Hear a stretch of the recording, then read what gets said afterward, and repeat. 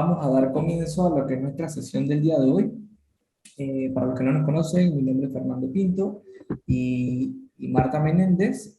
Nosotros somos parte del equipo Puerta Innovación. Somos el nuevo centro de innovación del Ayuntamiento de Madrid, ubicados en el corazón de la ciudad, para ser más específicos, a pocos pasos de la histórica Puerta de Toledo. Somos un centro de innovación que ofrece espacio de coworking gratuito para startups innovadoras, startup que tenga un modelo de negocio tecnológico y todos aquellos que quieran realizar vuestros proyectos en nuestro centro. Adicional, también servimos como plataforma para todas aquellas organizaciones y profesionales que quieran darse a conocer, aportar valor, aportar acerca de un tema a la comunidad, son bienvenidos aquí. También a todos aquellos emprendedores externos que requieren información respecto a sus proyectos, pueden recibir o buscar algún tipo de asesoría con nosotros. También estamos nosotros abiertos a todo este tipo de asesorías. También nosotros ofrecemos este tipo de formaciones que tienen un tiempo aproximadamente de 45 minutos de duración y 15 minutos de preguntas. Si en caso tal alguno de vosotros quiera ponerse en contacto con nosotros, puede escribirnos a puertainnovación@madrid.es o seguirnos en nuestras redes sociales, que es LinkedIn, Twitter, Instagram y YouTube. Estas sesiones serán grabadas, también serán compartidas en YouTube y dejaremos un enlace de satisfacción donde las personas podrán en un minuto dejarnos saber lo que piensan y esto realmente es de mucha ayuda para nosotros para mejorar nuestros eventos. En todo caso, bueno, el día de hoy tenemos una participación especial, tenemos la participación de Laura que está representando a los viveros. Nuestro evento nos ha ido tan bien que ya tenemos publicidad, tenemos ya anuncios externos, así que Laura, te doy el pase para que tú nos cuentes un poquito lo que nos vienes a hablar hoy y luego damos el paso a Sergio para que nos cuente también un poco. Vale, gracias, Fernando. Bueno, yo no os voy a quitar mucho tiempo, nada, ni 5 minutos. Simplemente, pues bueno, quería un poco comentaros de la mano de Puerta Innovación, los programas que tenemos de aceleración desde los viveros de empresas de Carabanchel y Villaverde. No sé si alguno de vosotros conocéis los viveros de empresa de la Comunidad de Madrid o habéis oído hablar de ellos. Bueno, son unos centros de emprendimiento que tenemos también, al igual que Puerta Innovación, alrededor de la comunidad. Y en concreto yo soy la coordinadora de los programas de aceleración que tenemos en los dos viveros, en Carabanchel y Villaverde. Un poco el motivo de esta intervención, de este robo de tiempo, Fernando, es dar a conocer estos dos programas porque estamos en etapa de inscripciones hasta el 15 de julio. Entonces, un poco comentaros en qué consisten los programas, cómo os podríais inscribir si estuvieseis interesados en caso tal. Nosotros desde el vivero de empresas de Carabanchel y de Villaverde hacemos 2 ediciones al año, 2 programas de aceleración en los que seleccionamos 10 proyectos en cada programa, 10 startups. Bueno, pues valoramos dentro de los criterios como escalabilidad, valoramos equipo, valoramos innovación, valoramos tecnología. Entonces, la idea es pues, reunir a 10 startups en cada vivero para poder hacer este programa durante 4 meses que inicia en octubre y termina en enero, de la mano de un equipo pues, experto de mentores, de formadores, de coaches y bueno, tener también muchos espacios de networking para poder ampliar nuestra red de contactos. Entonces, bueno, pues simplemente poneros mi contacto en el chat por si queréis ampliar más información que me podáis escribir. Yo no me llamo Estela, como pone ahí, me llamo Laura, pero en el usuario siempre me sale Estela. Entonces, pues bueno, lo que necesitéis, si queréis, como os digo, ampliar más información, si queréis inscribiros, como os decía antes, terminamos el plazo el 15 de julio. Así que con muchísimo gusto, pues estamos aquí esperando que los que estéis interesados, pues contactéis con nosotros. Así que, Fernando, sin mucho más, agradecerte este espacio ahí de publicidad de estos minutillos y nada, os dejo mi correo, ya os digo, por si queréis ampliar y ya hablamos tranquilamente. Así que gracias, Fernando, por todo. Gracias a ti, Laura, por compartir estas iniciativas, todas estas iniciativas que creo que agregan mucho valor a la comunidad de emprendedores. Si Sí, gustas, déjanos tu correo y también un enlace para que los que estén interesados se inscriban directamente o te contacten como mejor os parezca. Y pues nada, Sergio, damos paso a Domoblog, donde nos vas a comentar sobre introducción a la web 3.0 y tokenización, que es un tema que estamos escuchando muy frecuentemente, pero yo estoy seguro que muchos de los que estamos aquí nos gustaría entender un poco más de qué se trata. Así que muchas gracias por estar aquí, muchas gracias por tu tiempo, Sergio, y adelante. Bueno, lo primero de todo, muchas gracias a ti, Fernando, y a Puerta Innovación por la invitación, ¿no?, a este webinar. Y buenas tardes a todos y bienvenidos. Es para mí un placer poder presentar hoy aquí y dar un poco a conocer un poco más sobre Web3 tokenización, ya que son unos conceptos que a veces pues, suscitan, ¿no?, unas cuantas dudas y no terminamos, ¿no?, de entender qué es esto de la Web3 y qué es esta tokenización. Entonces, intentaré dar un poco más de luz sobre todos estos conceptos y luego pues os mostraré cómo en Nomoblock utilizamos la tokenización para mejorar la inversión en el sector inmobiliario. Entonces voy a compartir pantalla. Vale, pues como decía, vamos a ver hoy qué es la Web3 y qué es la tokenización. Primero haremos una pequeña introducción sobre la tecnología blockchain, ya que es la precursora, ¿no?, o la que ha impulsado esta nueva evolución de la web y la que rediseña el futuro de esta nueva web centrada más en usuario y no tanto en grandes instituciones. Entonces, primero, como decía, quería hacer una introducción a la tecnología blockchain, una introducción breve para que nos pongamos todos en contexto. Primero voy a hablar sobre qué es la tecnología blockchain desde un lado un poco más técnico. Entonces, imagino que muchos habréis escuchado ya hablar sobre el término de blockchain y habréis escuchado hablar pues qué es una base de datos, ¿no? Entonces, en cuanto a esta información, me gustaría añadir que sí, es una base de datos, es una base de datos distribuida o descentralizada. Ahora veremos cuál es la diferencia entre estos dos conceptos, cuya información está, como digo, alojada en diferentes bases de datos, en diferentes servidores o dispositivos, puede ser cualquier tipo de dispositivo, con la peculiaridad de que esta información se va actualizando de manera continua en dos dispositivos al mismo tiempo. ¿Vale? Obviamente existe un tiempo de latencia, pero bueno, vamos a tomar que es al mismo tiempo. La gran diferencia con respecto a una base de datos tradicional y la base de datos basada en tecnología blockchain es que es una base de datos abierta y es pública. ¿Qué quiere decir esto de abierta y pública? Bueno, son dos conceptos diferentes, pero que mantienen una relación directa. Esto significa que cualquier persona, cuando hablamos de pública, cualquier persona puede leer y tiene acceso a esta información. ¿Vale? Cuando hablamos de abierta es que cualquier persona puede utilizar esta base de datos, es decir, no tiene ninguna restricción, no tiene censuras, ¿vale? Otras principales peculiaridades de la tecnología blockchain es que es una base de datos a prueba de manipulaciones, es segura, ya que basa toda esta seguridad a través de protocolos y mecanismos de consenso que nos llevan a conseguir un estado de la red de manera totalmente inequívoca. Pero bueno, esto es un término que a mí, sobre todo cuando doy una formación de estas características, no me gusta mucho explicar porque yo creo que es el que más se ve, ¿no?, en Internet. Entonces, a mí me gusta hablar sobre tecnología blockchain desde sus fundamentales. ¿Y esto qué quiere decir? Pues que, bueno, realmente la tecnología blockchain es una evolución social, económica y tecnológica. Es decir, por primera vez en la historia, la tecnología blockchain nos permite intercambiar valor de manera digital y sin intermediación. Y para entender un poco esto mejor, nos tenemos que remontar a cómo intercambiamos valor desde hace cientos de años. Entonces, si pensamos, antiguamente la manera de intercambiar valor era a través de personas que conocíamos, ¿no?, que teníamos una cierta confianza con ellas. Por tanto, este intercambio de valor se podía hacer de manera directa sin que esto suscitase ningún problema. Pero ¿qué ocurre? Que conforme se fue desarrollando el mundo, ¿no?, cuando las transacciones tienen un mayor alcance y cuando el mundo se empezó a globalizar, pues teníamos que operar de manera necesaria, ¿no?, para el crecimiento de la propia economía con personas que ni siquiera habíamos tenido en ningún momento de nuestra vida ningún tipo de relación y que no confiamos en ella, ¿vale? Entonces, la manera de asegurar estas transacciones, es decir, de que ambas partes cumplen con lo acordado, se realizaba a través de una figura intermedia, es decir, un intermediario, ¿vale? Por tanto, esta figura intermediaria, como digo, era totalmente necesaria para asegurar que las partes pudiesen realizar estas transacciones de una manera segura y eficaz. Pero ¿qué ocurre? Que gracias al nacimiento de la tecnología blockchain, la propia tecnología ya nos ofrece un entorno de confianza entre personas que no se conocen. Por lo tanto, esta figura, podemos desprender un poco esta figura del intermediario, intercambiar valor peer-to-peer, es decir, persona a persona, con todos los beneficios que esto supone.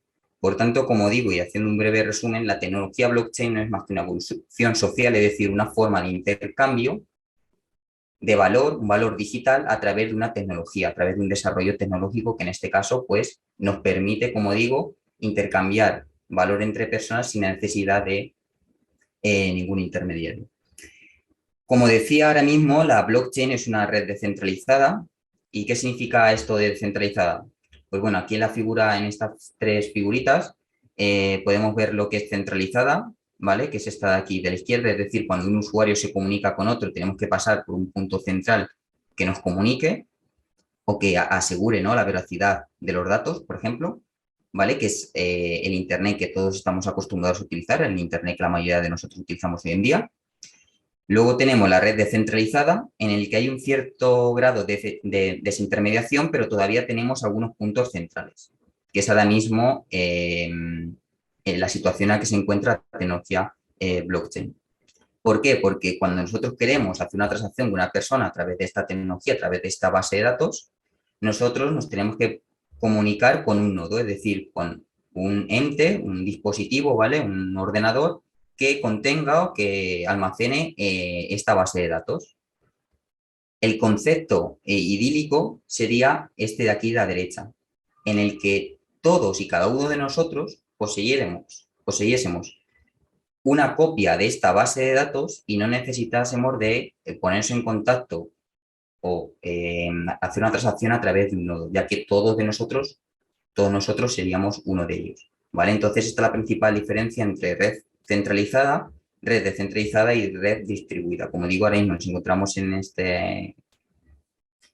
este lugar, pero el objetivo es llegar hasta aquí. ¿Cómo lo lograremos? Pues bueno, Ethereum en este sentido quiere fragmentar la blockchain en pequeñas fracciones para que cualquier persona pueda almacenar la base de datos en su dispositivo, por ejemplo, móvil o ordenador personal, y que de esta manera pueda hacer interacciones con la blockchain de manera directa. Entonces, dejando a un lado ya esta pequeña introducción sobre la tecnología blockchain, vamos a ver ahora lo que es la web 3.0, pero antes vamos a ver lo que es la web 1.0 y la web 2.0, ya que necesitamos saber de dónde venimos para saber a dónde vamos. Entonces, bueno, aquí os estoy haciendo un pequeño spoiler en que la web 1.0 se basaba en creadores, ¿vale? La web 2.0 en consumidores y la web 3 nos convierte en dueños. Ahora vamos a ver todos estos pequeños detalles, ¿vale? Pero vamos a empezar entonces por la web 1.0. Entonces, la web 1.0 básicamente es la primera web que nació de la mano de Internet. Era una web basada en links, es decir, nosotros íbamos navegando por Internet de link en link. Era una web bastante estática, unidireccional, es decir, la comunicación no era bidireccional. Nosotros éramos simplemente consumidores de contenido, no éramos creadores. Como digo, de solo lectura, y era una web descentralizada. ¿Por qué decimos que era descentralizada?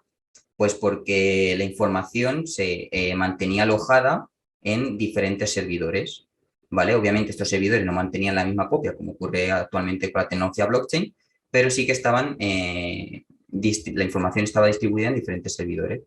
Esta web, además, no era muy amigable en cuanto a interfaz de usuario, una web bastante fea, pero bueno, era lo normal, ¿no? Era la primera web, estamos todavía probando, ¿no?, con esta prueba y error.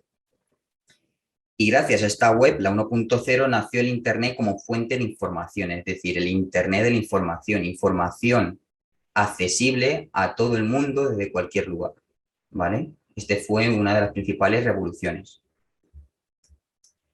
Más tarde, unos años más tarde, aproximadamente 2008-2010, apareció la web 2.0. Esta web era una web más dinámica, con una interfaz de usuario mucho más bonita, centrada, como digo, en el usuario, y se le llamaba también web social, ya que revolucionó la información desde el ámbito social. Nos permitía interactuar con otros usuarios, ser creadores y consumidores de contenido al mismo tiempo, y la verdad es que era bastante prometedora para los usuarios, ¿no? Lo que pasa que tenía un gran problema. Y es que se seguía basando en el concepto de ordenador único. Y aquí me voy a parar porque este concepto es bastante importante para entender todo el desenvolvimiento de esta tecnología y de la web. Entonces, si nosotros nos ponemos a pensar antiguamente, antes de la aparición de Internet, si queríamos transmitir información o algún activo digital a otra persona, lo que hacíamos es guardarlo en una unidad de almacenamiento tradicional, un disquete de estos negros, que ya no recuerdo ni cómo se llamaban, iba a la persona que se lo quería entregar, ¿no? Y se lo daba en la mano. Como veis, era un proceso bastante ineficiente, ¿no? Por el modo de almacenar la información y transmitirla. Más tarde, gracias a la aparición de Internet, este mismo concepto de ordenador único se mantenía, pero podía transmitir información de un dispositivo a otro de manera totalmente digital, ¿no? Sin moverme del asiento de mi oficina. Claro, yo cuando envío por Internet, a través de los protocolos de Internet que todos conocemos como el IP o el HTTP, información, lo que realmente estoy mandando es una copia de un activo digital. Es decir, el activo digital no cambia de propiedad en ningún momento, ¿vale? Lo que realmente, como digo, se está enviando es una copia de este activo, por lo tanto se están creando múltiples copias.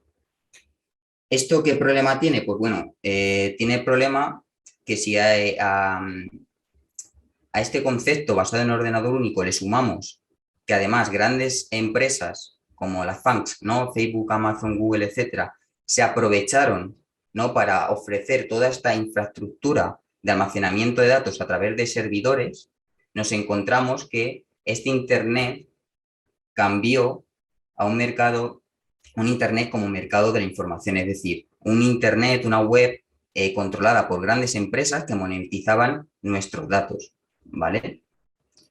Entonces, ¿cuál es también una de las principales características de la web 2.0?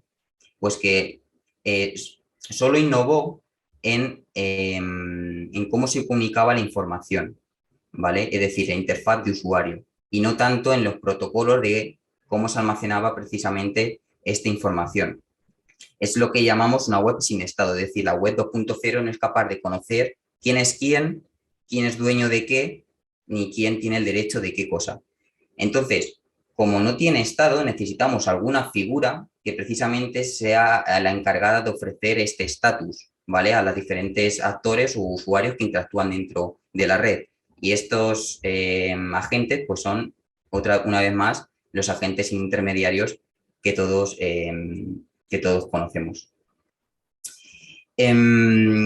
¿Qué ocurre además? Que claro, pues que nace una nueva forma de monetizar esta nueva revolución de Internet, ¿no? Una forma de monetizar los datos a través de la venta masiva de estos datos que las grandes empresas obtenían del tráfico de los usuarios en este Internet para después comercializarlo, como digo, a otras empresas que hacían pues análisis de datos, estudios de mercado, estudios de tendencia del usuario final, etcétera, etcétera. Por lo tanto, nos encontramos ante una web que está rota, ¿vale? Lo primero, porque el usuario no tiene el control de su información, ya que cada vez que nosotros intentamos interactuar con un usuario, pasamos por un servidor central controlado por una gran empresa y por lo tanto perdemos todo el control sobre esta información. Falta de seguridad asociada a toda esta falta también de privacidad, y luego también una falta de interoperabilidad y control enorme, porque en lugar de tener una base de datos unificada, ¿no? Común, hay diferentes bases de datos, diferentes servidores, y cada vez que nosotros intentamos interactuar con uno de ellos, tenemos que registrarnos, facilitar continuamente nuestros datos personales, ¿vale? Por tanto, también desde la otra parte, desde la parte de la empresa, ¿no? La que verifica toda esta información, también súper ineficiente, porque tiene que estar continuamente tomando datos, verificando información, contrastándolos, etcétera, etcétera. Y por último, es cierto, ¿vale? Me gustaría añadir que gracias a la web 2.0 se ha creado muchísima riqueza, y eso no hay ninguna duda. Lo único que esta riqueza se ha quedado en manos de precisamente estas empresas que poseían esta base de datos. Es decir, la riqueza se ha quedado de la base de datos y no en el usuario que precisamente se encargaba de aportar valor. Porque, bueno, para poner esto, bajar un poco esto a tierra, si nosotros pensamos, por ejemplo, una red social, la que queráis, al final la red social tiene valor porque hay usuarios que la utilizan, hay usuarios que generan contenido y hay usuarios que crean contenido. porque por muy bonita que sea la interfaz, es decir, esta red social o por mucha tecnología que tenga, sin usuarios no es nada. Y sin embargo, los usuarios que precisamente generan este valor son los que menos reciben, ¿vale? Cuando debería ser al contrario. Entonces, en este contexto y de la mano de la tecnología blockchain, nace lo que llamamos la Web3. Una web descentralizada que nace con una nueva visión, ¿vale? Y que impone un cambio de paradigma en cómo se intercambia, cómo se transmite, cómo se transfiere esta información y cómo se almacena. ¿Por qué? Porque la Web3 se basa en la tecnología blockchain. Por tanto, nos encontramos ante una base de datos administrada de forma colectiva, donde todos los usuarios son dueños de esta base de datos, o dicho de otra manera, donde ningún usuario posee el control sobre ella. Por tanto, la Web3 pone otra vez en el centro al usuario y le devuelve, le retribuye por su valor aportado. Es decir, los usuarios en esta nueva web crean y monetizan, ¿vale? Con la principal diferencia, como digo, de que el valor generado ya no se almacena o ya no se distribuye solo a la base de datos, como antes ocurría de grandes empresas, sino que se almacena en forma de token a favor de los usuarios. Porque al final los usuarios, por contribuir en este nuevo sistema, van a recibir tokens y por lo tanto van a ser recompensados. Entonces, esta Web3 la podemos llamar Internet como medio para transferir valor, por lo que digo, ¿vale? Ya no necesitamos un intermediario para transferir valor. Aquí hay una imagen que ejemplifica bastante esto de Web 1.0, Web 2.0 y Web 3, donde la Web 1.0 el usuario se registraba con su usuario y contraseña. En la Web 2.0 lo hacíamos transmitiendo la información a estas grandes empresas que os digo, con el objetivo, ¿no?, de facilitar la vida del usuario, pero realmente se conoce o se conocía, ¿no?, cuál era el objetivo real. Porque las empresas de la web 2.0 tenían muy claro que Internet nació con la visión de ofrecer productos gratuitos a todo el mundo. Entonces, claro, ellos tenían muy claro este concepto y lo que hicieron pues fue eso, ¿no? Ofrecer productos gratuitos a costa de almacenar nuestros datos para después monetizarlos y comercializarlos. Y por último, en la Web3 simplemente es conectar nuestra wallet. ¿Por qué? Porque a la Web3 le da igual quiénes seamos, le da igual nuestra identidad de mundo físico, le da igual que seamos Sergio Navarro, que seamos Pepito, que seamos Fernando, ¿vale? Lo único que le interesa es conocer el estatus de esa wallet, es decir, los tokens que tiene. Si esa persona tiene un derecho a algo, ¿vale? Pues es lo único que le interesa para poder utilizarla.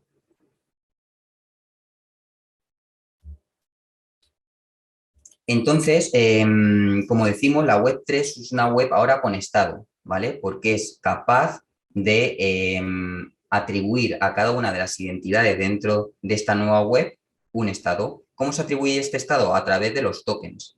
¿Y qué es un token?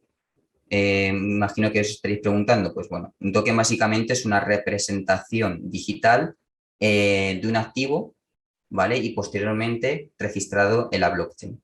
¿Vale? Entonces, un token, como digo, puede representar cualquier cosa, cualquier tipo de activo, derecho del mundo físico o digital, y la tokenización es este proceso de digitalización y registro sobre la blockchain. Hay un concepto aquí que suele crear bastantes dudas, ¿vale? Y me gustaría aclararlo, y es que cuando yo transfiero un token de una wallet a otra, realmente este wallet no está pasando literalmente de una wallet a otra, no está cambiando de manos, ¿vale?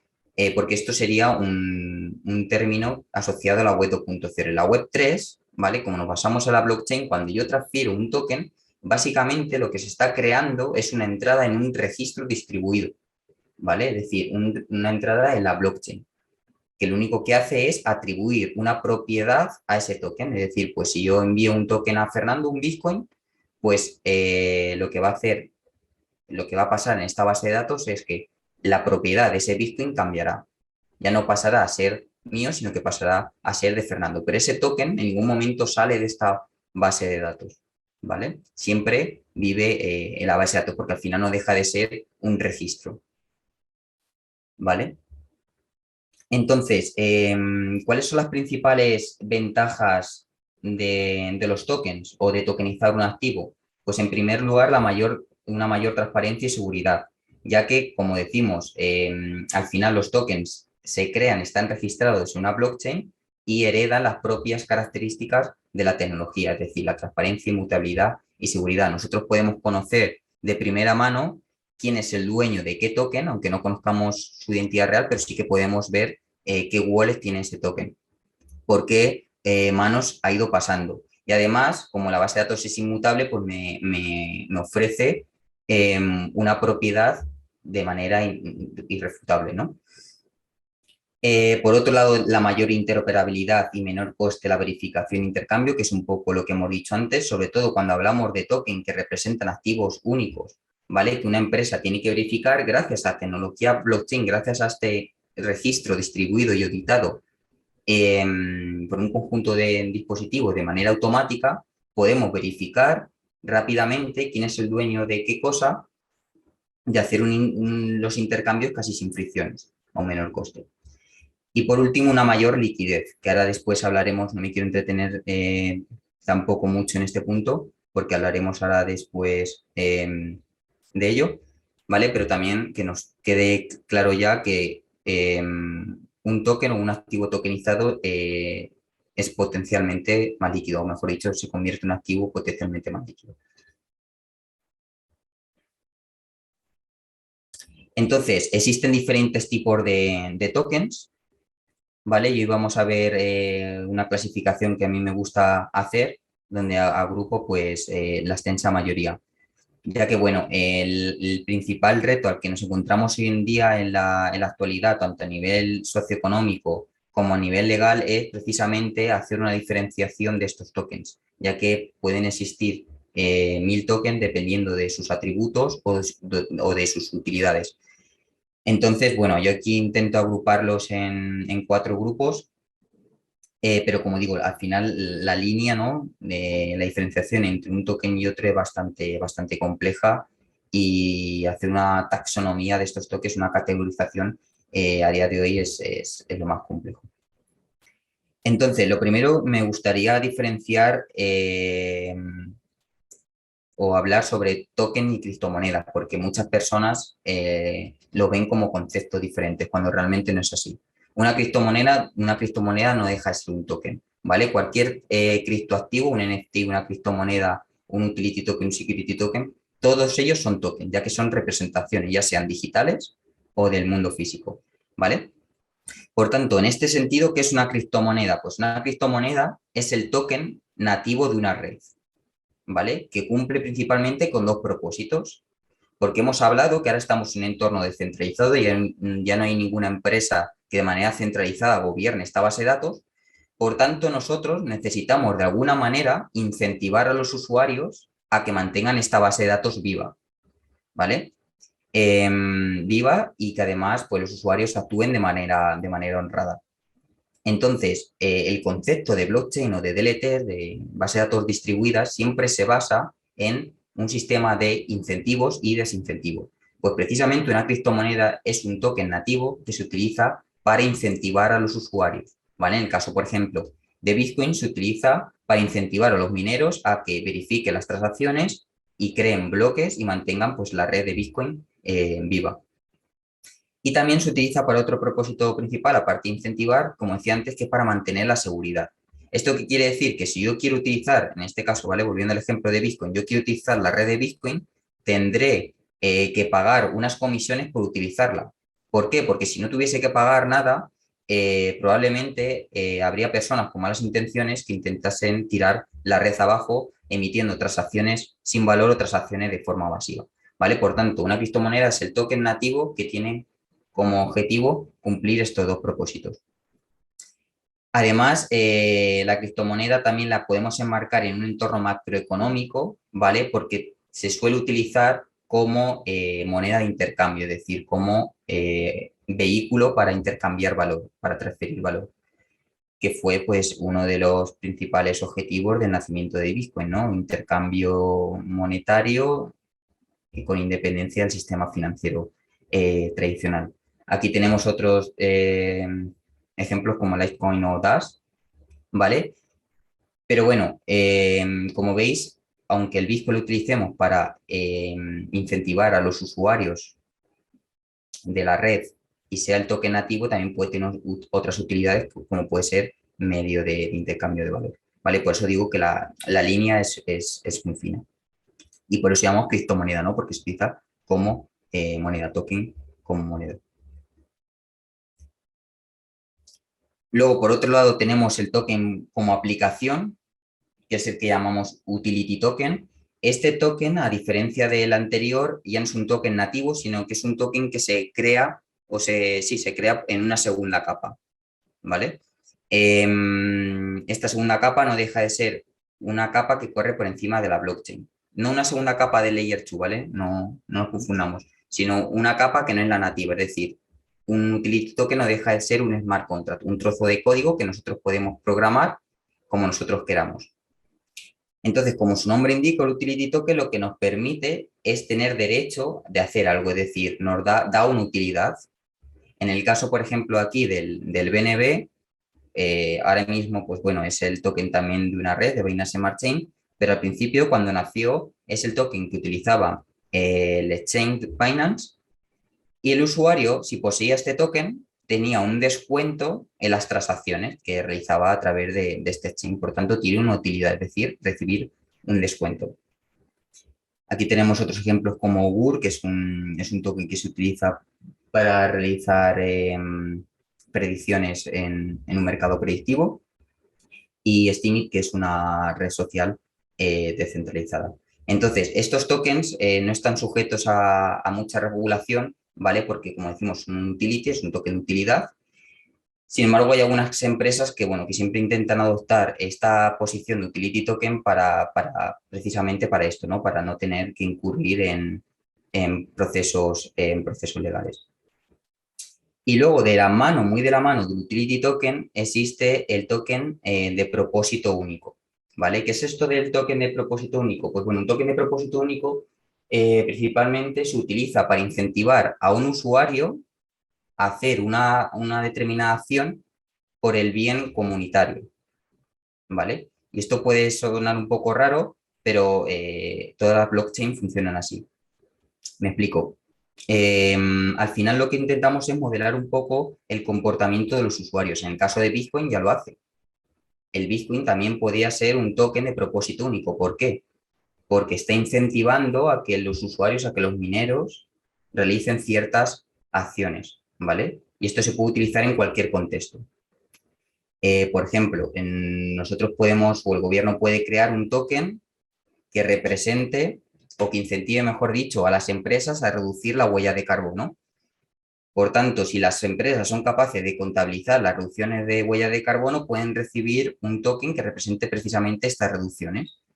¿Y qué ganan con ese token? Pues eso ya lo tendrá que decidir en este caso el gobierno. Pero, por ejemplo, se me ocurre, si por ejemplo dan ayudas de fondos europeos, pues las personas o las empresas que tengan más cantidad de este token tendrán acceso prioritario a este tipo de subvenciones o ayudas. O también se puede directamente incentivar a un usuario, a una persona, a un ciudadano, a que consuma menos agua o que ahorre la factura de la luz, y a cambio pues tendrá otro tipo de recompensas. O en el caso de la red social, que también es un token de propósito único, se incentiva al usuario a crear valor de contenido dentro de esta red social. O otro ejemplo más, imaginaros que creamos un periódico descentralizado, pues podemos utilizar un token de propósito único para que los periodistas en este periódico descentralizado aporten noticias de calidad, ¿vale? Y a cambio, pues este token lo que le está dando es reputación.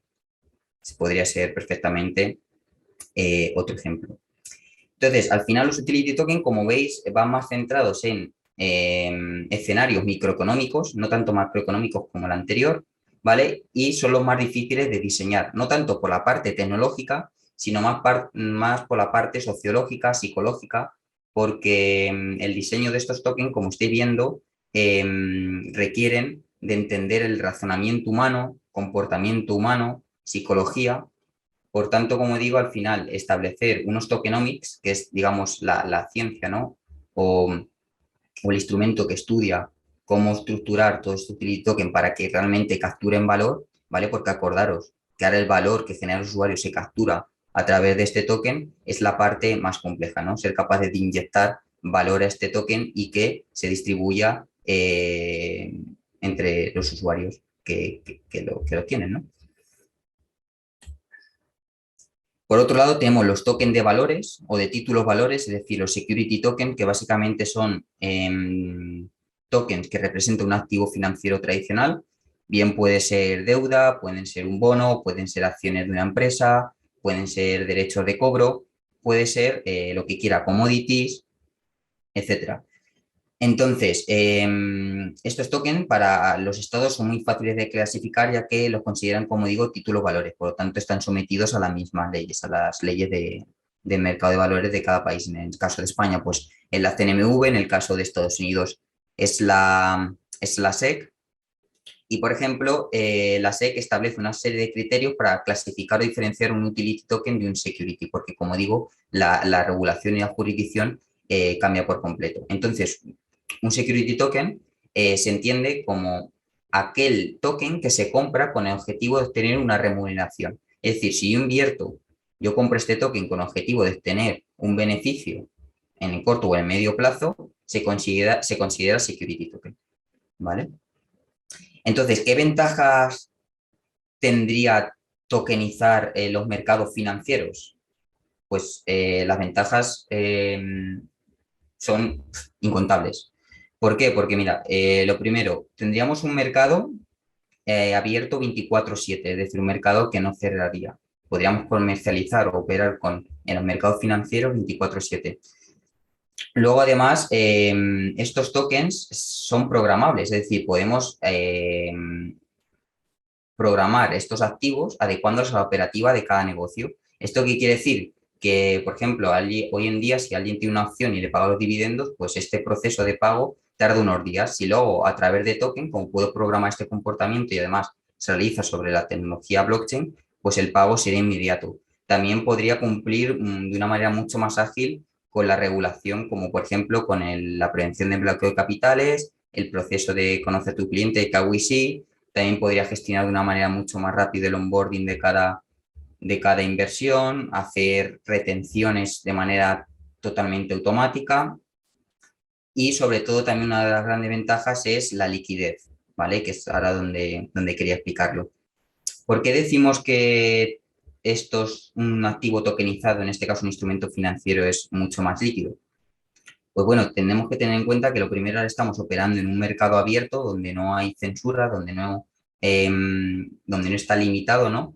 Y encima en un mercado globalizado. Por eso, por un mercado limitado me refiero, obviamente, si operamos a través de un security token, vamos a tener la limitación de la legalidad, pero ahora mismo ya estamos operando en un mercado globalizado, ¿vale? Por tanto, de manera inminente, esto va a hacer que la liquidez aumente de manera exponencial. Porque cualquier persona, por ejemplo, un empresario, un inversor de Italia puede invertir en una pyme de Canadá desde su casa en solo 2 clics.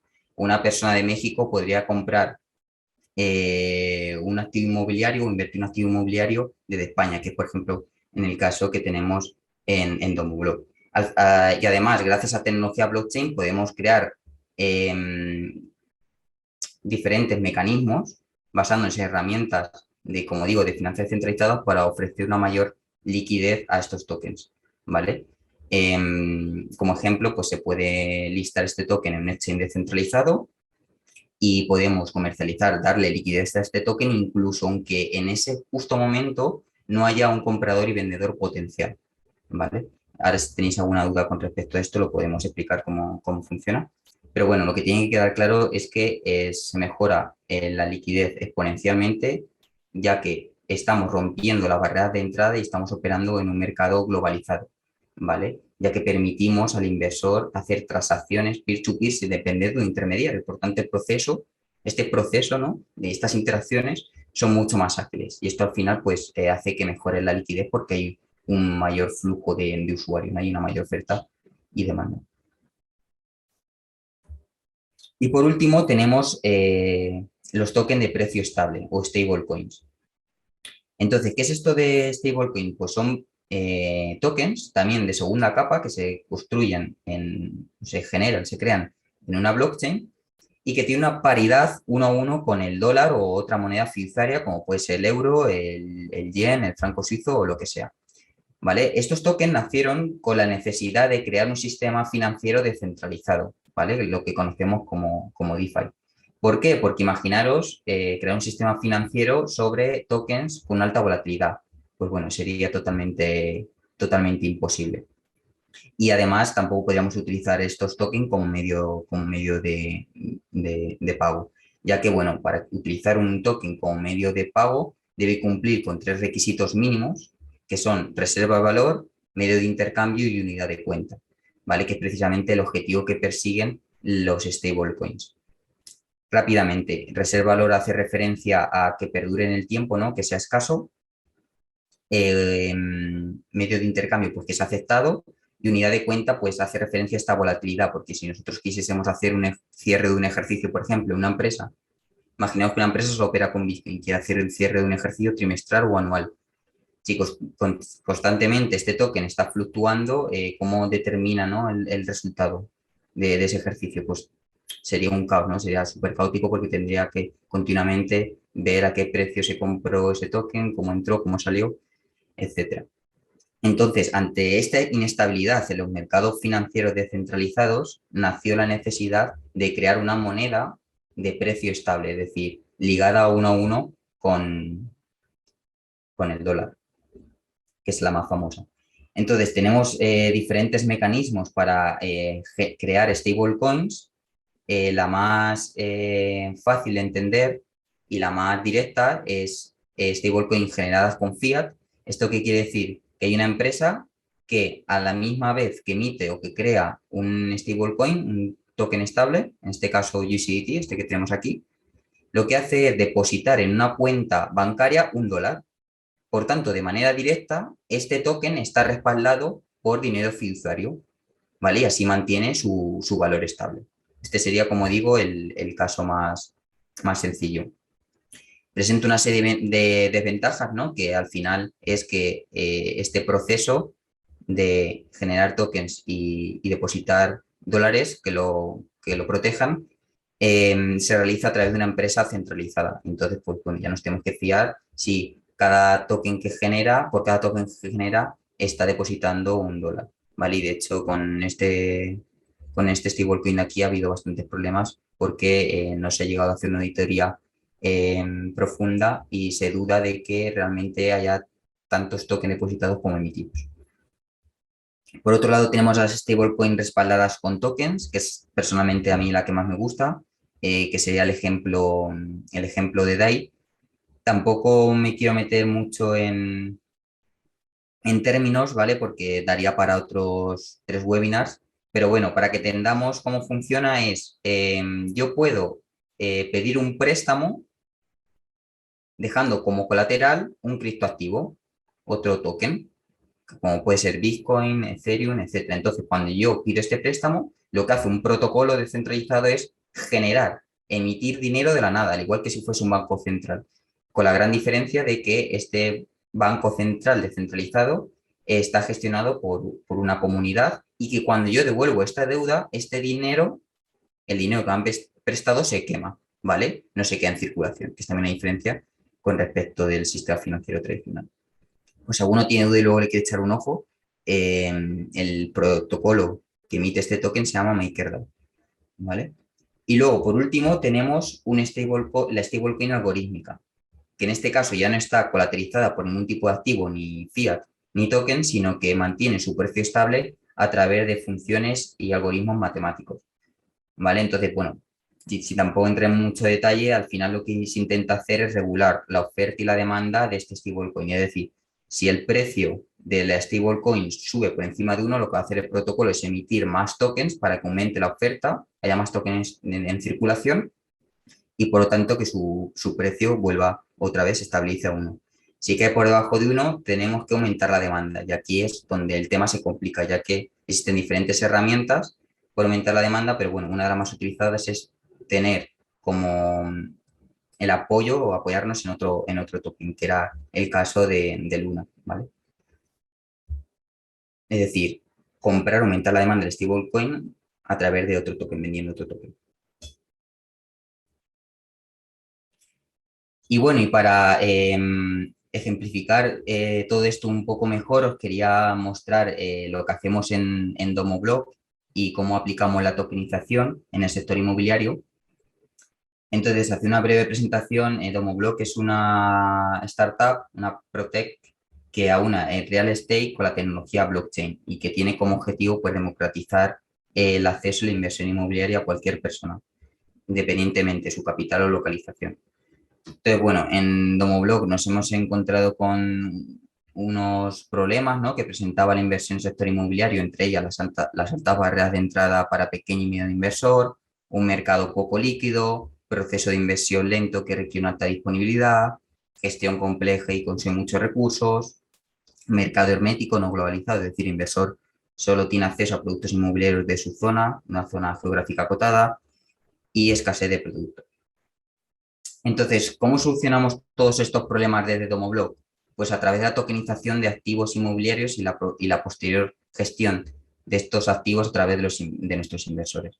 Entonces, básicamente lo que hacemos es tokenizar la inversión necesaria para llevar a cabo un proyecto inmobiliario, ¿vale? En este caso, no solo tokenizamos, es decir, no solo digitalizamos esta inversión y la representamos a blockchain, sino que además la fraccionamos, que es también una de las principales ventajas de la tecnología blockchain.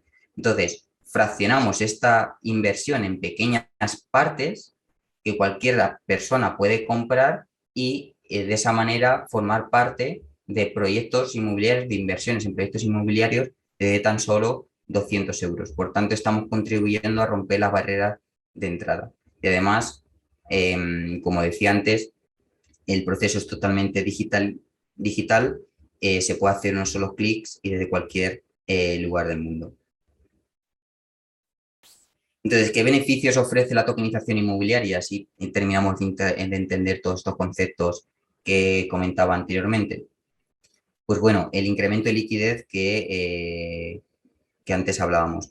¿Por qué se aumenta la liquidez? Pues porque si estamos dividiendo el valor de una inversión inmobiliaria en pequeñas fracciones, donde ahora muchas personas tienen acceso, pues tendremos mucho más clientes potenciales, mucho más personas que puedan acceder a la inversión en inmuebles, ya que antes la persona pues debería comprar la propiedad del solo, sin embargo ahora puede comprar un cachito de esa propiedad, aunque realmente no se tokeniza el derecho real de la propiedad, es decir, no se tokeniza la propiedad física, sino un derecho económico, pero bueno, a efectos prácticos sería lo mismo. Por tanto, a romper esta barrera de entrada, estamos mejorando la liquidez, ¿vale? Y si además tenemos en cuenta que esta inversión se puede realizar de manera globalizada, cualquier persona, ya sea de Canadá, la India, Estados Unidos, puede invertir en inmuebles en España, pues contribuye a mejorar la liquidez.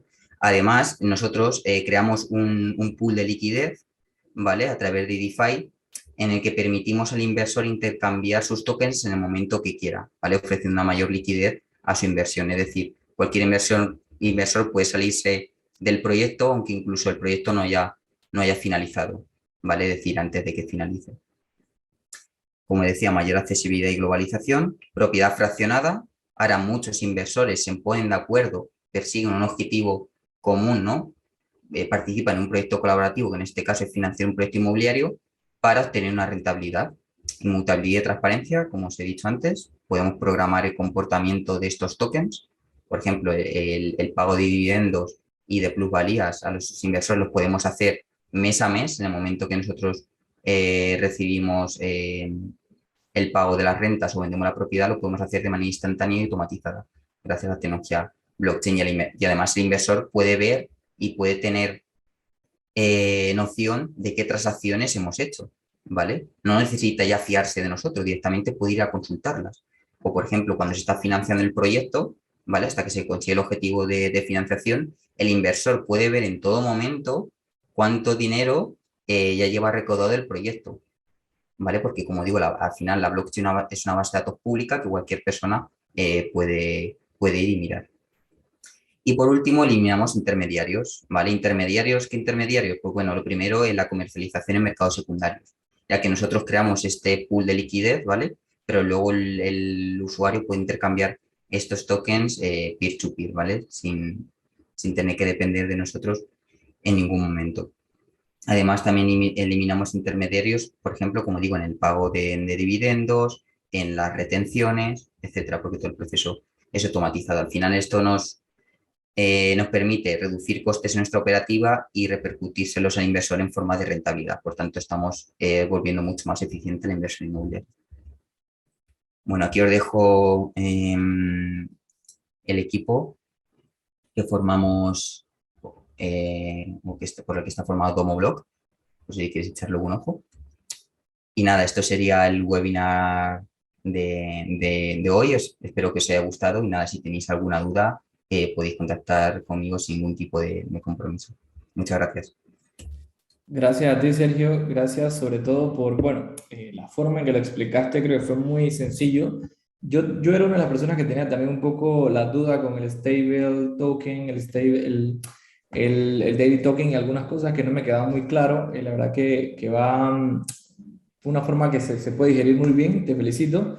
Y lo felicito a vosotros por la startup. La verdad que tiene muy buena pinta y sobre todo el tema me llama la atención de que un sector tan tradicional como lo que es el bienes raíces, el sector inmobiliario, tenga este cambio a la tecnología de poder invertir a través de una tokenización, puedes invertir una pequeña cantidad y ya estás invirtiendo en una gran obra. Creo que hace 10 años era impensable, así que la tokenización está siendo posible. Sergio, tengo algunas preguntas que han quedado a lo largo de la sesión. Si gustas, te las voy comentando y las vamos Sí, mencionando. claro. Jorge Solano nos pregunta, ¿cuál crees que es el mayor diferencial de la web 3.0? Supongo, bueno, tú lo estuviste comentando, pero no sé para ti cuál sería el mayor diferencial. Sí, el mayor diferencial para mí es un poco lo que comentaba antes y es que al final el usuario es dueño de sus datos. Ahora mismo el usuario está otra vez empoderado y al final la principal diferencia es que el valor que genera, ¿no?, en una comunidad, en este nuevo Internet, le retorna en forma de token. Yo creo que esa es la principal diferencia. Antiguamente, como decía, en la web 2, este valor se queda en manos de las empresas que dominan esta web, pero ahora no, ahora el usuario vuelve a tener protagonismo y este valor le retorna. Claro, por Esa es la decirlo de una principal diferencia manera, de la web 3. perfecto, por decirlo de una manera, antes la web era unilateral y ahora podemos decir que es bilateral al tener directamente relación con el usuario, tanto el proveedor, y poder monetizar en ambas vías. Y además nos permite crear economías mucho más complejas, ya que nos permite desarrollar modelos económicos entre personas, ya que muchas veces cuando intentamos desarrollar un modelo económico nos topamos con la barrera de intermediario, ya que tenemos que pasar por esta figura. Sin embargo, si ahora podemos crear o interaccionar directamente con los usuarios, podemos crear modelos que ni siquiera antes imaginamos y que todavía están por llegar porque no somos capaces, ¿no?, porque aún tenemos en nuestra mente este concepto de Web 2 y no somos todavía capaces de imaginar lo que todavía está por llegar. Eso es. Perfecto. Mira, justo como te comentaba, Gonzalo nos pregunta, ¿puedes darnos ejemplos de uso del utility token? Sí, por ejemplo, un utility token me puede dar derecho, por ejemplo, de acceder a una propiedad.